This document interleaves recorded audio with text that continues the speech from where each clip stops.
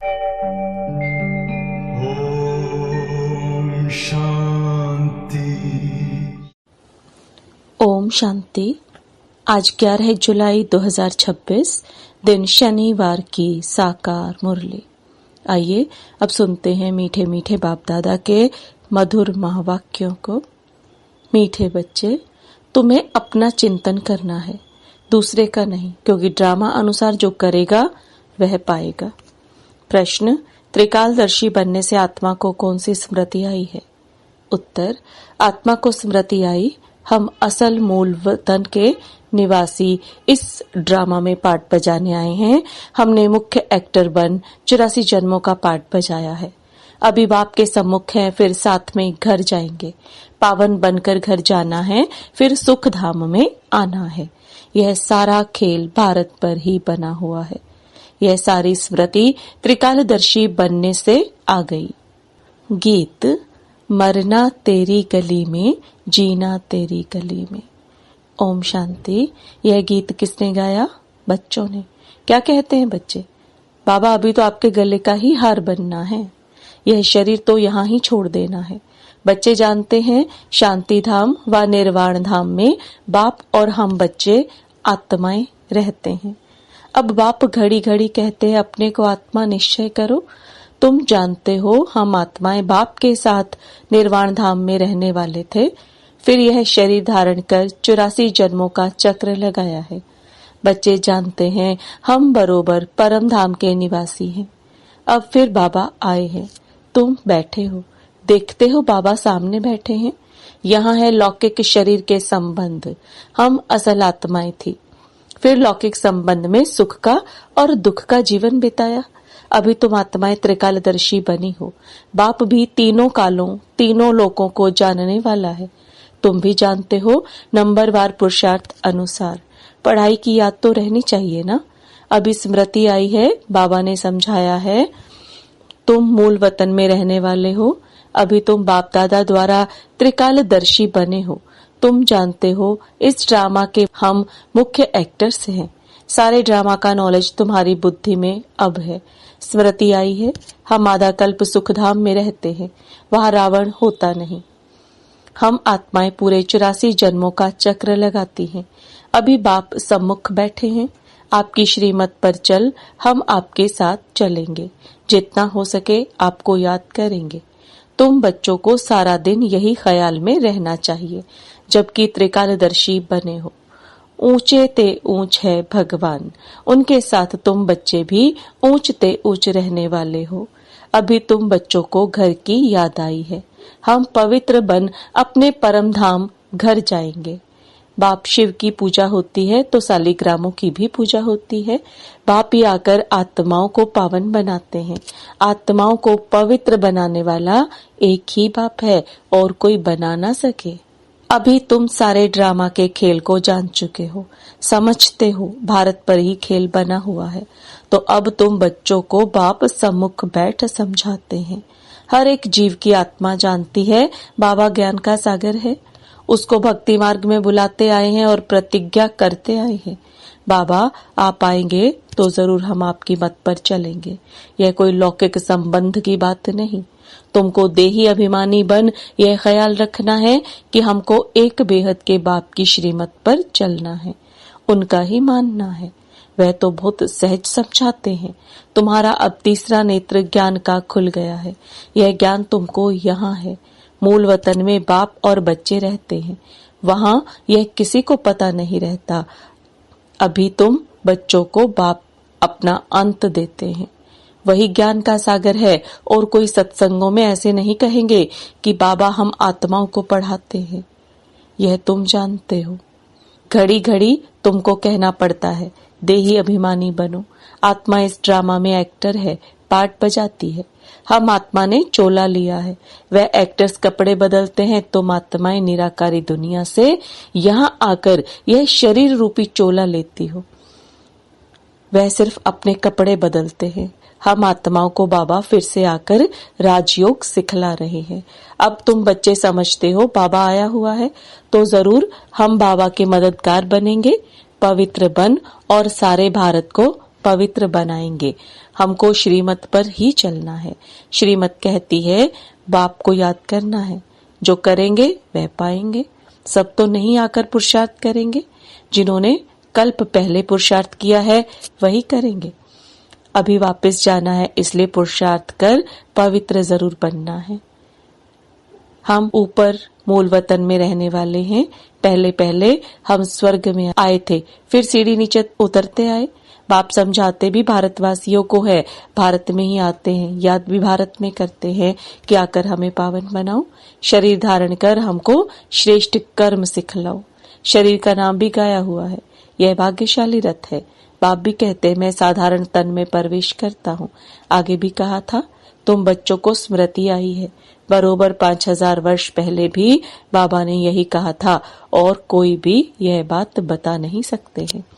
बाप ही कहते हैं 5000 वर्ष पहले भी मैंने इस शरीर में आकर तुमको समझाया था। अब फिर तुम बच्चों को कहता हूँ आत्म अभिमानी बनो।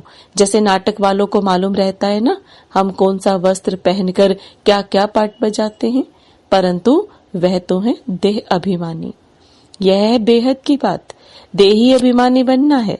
हम असल आत्मा ही हैं। अभी हमारा पाठ पूरा होता है। बाप सम्मुख बैठ सब कुछ तुमको समझाते हैं, यह भूल नहीं जाना है। माया कितने विघ्न डालती है। बाप समझाते हैं बच्चे तुमको कोई भी विकर्म नहीं करना है। मनसा तूफान भल बहुत आएंगे, अपनी परीक्षा लेनी है। हमारी कर्मेंद्रियां चलायमान तो नहीं होती हैं। हम काम को जीत सकते हैं। तुम्हारे लिए तो बहुत सहज है। हम आत्मा हैं, एक बाप के बच्चे हैं। बाप से ही योग लगाना है। कर्मेंद्रियों में चलायमानी होना यह भी देह अभिमान हुआ ना। तुमको कोई से भी डरना नहीं है, निर्भय बनना है। कभी भी कहाँ जाओ तो साक्षी हो देखना है। हम तो आत्मा है। इस खेल को तुम पूरा जान गए हो। ऊंचते ऊंच बाप है, यह बुद्धि में आया है। उनको बिंदी कहा जाता है। निराकारी दुनिया में आत्माओं का झाड़ है। बीज से झाड़ निकलता है, फिर नंबरवार पत्ते आते हैं। यह भी ऐसे है। ऊपर से नंबरवार आत्माएं आती हैं। आत्मा प्रवेश कैसे करती है, निकलती कैसे है, यह कोई देख न सके। अब बाप समझाते हैं तुम्हारी आत्मा पतित हो गई है, उनको पावन बनाओ। इन द्वारा बाप बैठ समझाते हैं। बात तो कर्मेंद्रियों से करते हैं ना। आत्मा बिंदी इसमें नहीं होती तो कर्मेंद्रियां कुछ कर नहीं सकती। इतनी छोटी बिंदी कितनी पावरफुल है, उनमें सारी नॉलेज है। बाप ज्ञान का सागर है जो तुमको बैठ समझाते हैं।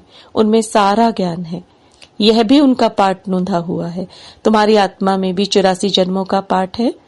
तुम दुख सुख का पाठ बजाते हो, दुख में बहुत तकलीफ लेते हो। बाप कहते हैं मैं तो पुनर्जन्म में आता नहीं हूँ। तुम 84 जन्म लेते हो, मैं तो नहीं लेता हूँ। मैं आकर तुम बच्चों को सहज युक्ति बताता हूँ कि मुझे याद करो तो पावन बनेंगे। आधा कल्प तुम कामचिता पर बैठ तमो प्रधान बने हो। आत्माओं से ही बात करते हैं। आत्मा के ऑर्गन्स पहले छोटे होते फिर बड़े होते हैं। आत्मा तो छोटी बड़ी होती नहीं। आत्मा ही कहती है हे पतित पावन आओ। आत्मा बाप को पुकारती है। बाप कहते हैं मैं कल्प कल्प आता हूँ तुम पतितों को पावन बनाने। अभी तुम जानते हो आत्मा कैसे आती जाती है। मनुष्य बहुत माथा मारते हैं, देखें आत्मा कैसे निकलती है, परंतु किसी को पता नहीं पड़ा क्योंकि यह है अति सूक्ष्म। छोटी सी आत्मा में कितना पाठ है। जैसे बीज में सारा ज्ञान है, वह तो बीज है जड़।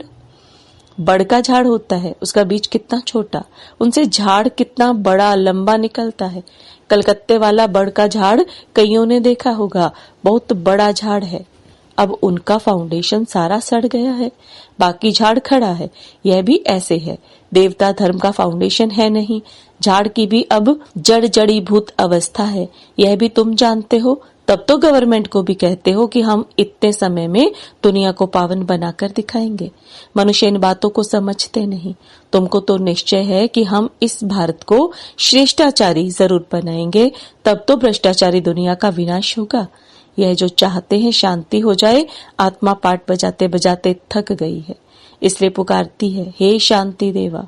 ये थोड़े ही समझते हैं आत्मा शांत स्वरूप है, परंतु यहाँ आत्मा को कर्मेंद्रियों द्वारा कर्म तो जरूर करना ही है। शांति दो कहते हैं, ये किसी को पता नहीं है कि शांति धाम अलग है, सुख धाम अलग है। सुख धाम में बहुत थोड़े मनुष्य होते हैं, वह है ही पवित्र दुनिया। वहाँ शांति तो कोई मांगते नहीं, कर्म तो वहां भी करते हैं, परंतु वहां अशांति नहीं होती। जीवन मुक्ति धाम अथवा शांति धाम दोनों अलग है। सतयुग में जीवात्माओं को सुख भी है तो शांति भी है, एवर हेल्दी वेल्दी रहते हैं। अभी तुम जानते हो स्वर्ग किसको कहते हैं। दुनिया में यह भी किसी को पता नहीं है कि स्वर्ग क्या है। यह अर्थात लक्ष्मी नारायण बच्चे हैं ना, इन बच्चों को भी सुख किसने दिया? कोई तो सुख देने वाला है ना। क्या इन्हों का फिर राज्य आने वाला है? स्वर्ग जरूर फिर रिपीट होगा। स्वर्ग में जब होंगे तो वहां ऐसे नहीं कहेंगे कि नर्क फिर से रिपीट करेंगे। अभी कहते हो पवित्रता सुख शांति की नई दुनिया फिर से रिपीट होगी। यह तो पुरानी दुनिया दुख धाम है, इनको आयरन एज कहा जाता है। नई दुनिया भी तो थी ना, उनको स्वर्ग कहते हैं। यह ज्ञान तुम्हारी बुद्धि में ठहरा हुआ है। बरोबर हम फिर से देवी देवता बन रहे हैं। तुम्हारी एम ऑब्जेक्ट ही यह है। हम फिर से स्वर्ग की बादशाही लेते हैं। बेहद के बाप से वर्षा जरूर पाएंगे, यह अच्छी रीति याद करना है। हम आत्माएं वहां रहती हैं, फिर हम यहाँ आए हैं पाठ बजाने। अब स्मृति मिली है 84 जन्म कैसे लेते हैं। बाप समझाते भी तुम ब्रह्मा मुख वंशावली ब्राह्मणों को है। ब्राह्मण बनने बिगर, प्रजापिता ब्रह्मा का बच्चा बनने बिगर शिव बाबा से वर्षा कैसे लेंगे? प्रजापिता ब्रह्मा तो मशहूर है ना, ब्रह्मा द्वारा नई दुनिया की स्थापना करते हैं, तो नई दुनिया का राज्य भी जरूर उन्हों को मिला होगा। 5000 वर्ष पहले भी ब्रह्मा द्वारा विष्णुपुरी की स्थापना की थी, अब फिर रिपीट होगा। उसके लिए तुम तैयारी कर रहे हो। कई बच्चे पूछते हैं ड्रामा को बड़ा माने व पुरुषार्थ को बड़ा माने। समझाया जाता है पुरुषार्थ तो जरूर करना ही है। पुरुषार्थ बिगर प्रालब्ध कैसे मिलेगी? पूरा पुरुषार्थ करना है। कोई अच्छी रीति पुरुषार्थ करते हैं तो समझाया जाता है ड्रामा अनुसार इनका पुरुषार्थ अच्छा चलता है, पद भी अच्छा पाएंगे। उनका पुरुषार्थ बहुत तीव्र चलता है, फिर चलते चलते कोई का कम पद भी हो जाता है। ब्राह्मणियां जानती हैं, ब्राह्मणियों के पास आने वाले भी जानते हैं फलाना बहुत अच्छा चलता था, आजकल आते नहीं है। कहते हमारी बुद्धि में पता नहीं क्यों नहीं बैठता है। बाबा को हम याद ही नहीं कर सकते हैं, बस हम नहीं चल सकेंगे, बड़ी मंजिल है, ऐसे ऐसे लिख देते हैं। मूल बात है ही निर्विकारी बनना, विकारों को छोड़ना बड़ा मुश्किल है। तुम जानते हो ड्रामा अनुसार कल्प पहले मिसल इनकी ऐसी अवस्था चली आ रही है। अच्छा, मीठे मीठे सिकिलदे बच्चों प्रति माता पिता बाप दादा का याद प्यार और गुड मॉर्निंग। रूहानी बाप की रूहानी बच्चों को नमस्ते। रूहानी बच्चों की रूहानी बाप दादा को याद प्यार, गुड मॉर्निंग और नमस्ते। धारणा के लिए मुख्य सार, इस बेहद के खेल को साक्षी हो देखना है, कोई से भी डरना नहीं है। निर्भय बनने के लिए मैं आत्मा हूँ, यह पाठ पक्का करना है। अपनी जांच करके स्वयं की परीक्षा लेनी है कि कोई भी कर्मेंद्रिय चलायमान तो नहीं होती है। काम विकार पर विजय पाई है, देही अभिमानी कहाँ तक बने हैं। वरदान, एक बाप की स्मृति से सच्चे सुहाग का अनुभव करने वाले भाग्यवान आत्मा भव। एक बाप की स्मृति से सच्चे सुहाग का अनुभव करने वाले भाग्यवान आत्मा भव। अब बाप दादा के वरदान को विस्तार में समझेंगे। जो किसी भी आत्मा के बोल सुनते हुए नहीं सुनते, किसी अन्य आत्मा की स्मृति संकल्प व स्वप्न में भी नहीं लाते, अर्थात किसी भी देहधारी के झुकाव में नहीं आते, एक बाप दूसरा ना कोई इस स्मृति में रहते हैं, उन्हें अविनाशी सुहाग का तिलक लग जाता है। ऐसे सच्चे सुहाग वाले ही भाग्यवान हैं। स्लोगन, अपनी श्रेष्ठ स्थिति बनानी है तो अंतर्मुखी बन फिर बाह्य मुखता में जाओ। अपनी श्रेष्ठ स्थिति बनानी है तो अंतर्मुखी बन फिर बाह्य मुखता में जाओ। ये अव्यक्त इशारे, ज्वाला स्वरूप स्थिति में रह शक्तिशाली याद का अनुभव करो। जैसे अग्नि में कोई भी चीज डालो तो नाम रूप गुण सब बदल जाता है, ऐसे जब बाप के याद के लगन की अग्नि में पड़ते हो तो परिवर्तन हो जाते हैं। मनुष्य से ब्राह्मण बन जाते, फिर ब्राह्मण से फरिश्ता सो देवता बन जाते। लगन की अग्नि से ऐसा परिवर्तन होता है जो अपनापन कुछ भी नहीं रहता। इसलिए याद को ही ज्वाला रूप कहा जाता है। ओम शांति। Om Shanti.